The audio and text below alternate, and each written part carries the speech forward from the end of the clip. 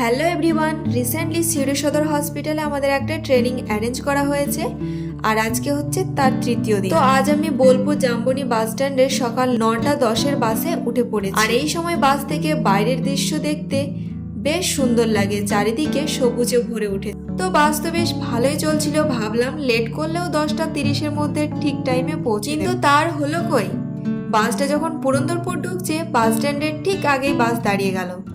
সামনে তাকাতেই দেখি একদল বুনো হাতির মতো ডাম্পারগুলো লাইন ধরে দাঁড়িয়ে আছে। তারপর ওভারটেক করার সুযোগ না থাকায় আমাদের বাসটা বাম দিকে ডাম্পারের পেছনে লাইনে দাঁড়ায় আর ডান দিক থেকে একের পর এক গাড়িগুলো ছাড়তে থাকে। ভাবলাম এত যখন গাড়ি চলে যাচ্ছে একটু পরেই জ্যাম ছেড়ে যাবে, কিন্তু ঘটলো ঠিক তার উল্টো। 1.5 ঘন্টা ধরে অপর প্রান্ত থেকে একের পর এক গাড়ি যেতেই থাকে, কিন্তু আমাদের সাইডের গাড়িগুলো একটুও এগোচ্ছে না। সেই তখন থেকে স্ট্যাচুর মতো দাঁড়িয়ে আছে। অলরেডি তখন আমাদের 1 ঘন্টা লেট হয়েই গেছে। যেহেতু অফিস টাইম ছিল, তো সেই টাইমে আমাদের বাসে ম্যাক্সিমাম অফিস স্টাফ ছিলেন, তো সবারই একটা টাইমের তাড়া ছিল।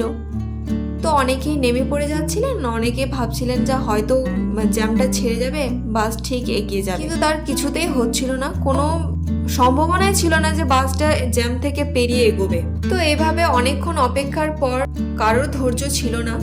তো একটা টাইম ডান দিকের রাস্তাটা কিন্তু 1 মিনিটের মতো ফাঁকা ছিল। তো সেই সময় সবাই চিৎকার করে বলছিল যে ড্রাইভার কাকুকে বলছিলেন যে চলুন ডান দিকে ভেঙে পেরিয়ে চলুন। সে কথা শুনে ড্রাইভার কাকু ডান দিকে ভেঙে যাচ্ছিলেন। সেই সময় তৎক্ষণাৎ একটা হুট করে সামনে থেকে ডাম্পার এসে মুখোমুখি হয়ে যায়। এবার ডাম্পারও পেছোতে পারছে না, আমাদের বাসটাও পেছোতে পারছে না, ব্যাস মাঝখানে সবাই ফেসে আছি। তো একটা টাইম এইভাবে ড্রাইভার কাকু তো নেমেই পড়লেন শেষ অবধি।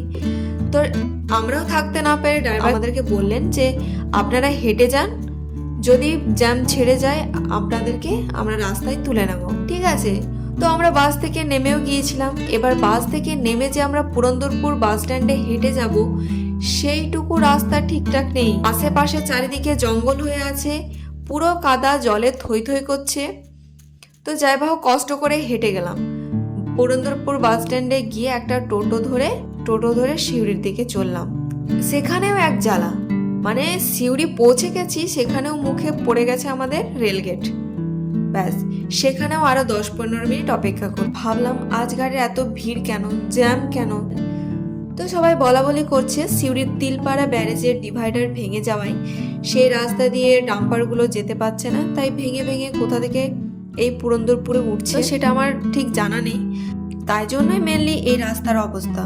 তো সব থেকে বড় কথা হলো পুরন্দরপুরের এই রাস্তাটা এতটাই সংকীর্ণ, পাশাপাশি দুটো ছোট গাড়ি বেরোতেই সমস্যা হয়, তার উপরে এই বড় গাড়ির চাপ।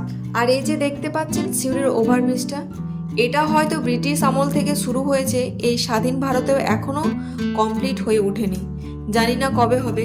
তবে আমার মনে হয় যে এই ওভারব্রিজটা যদি কমপ্লিট হয়ে যায় থেকে সিউড়ি পুরন্দরপুরের সাধারণ মানুষ হয়তো কিছুটা এই জ্যাম থেকে স্বস্তি পাবে। আপনার কি মনে হয় কমেন্টে অবশ্যই জানাবেন। Thank you.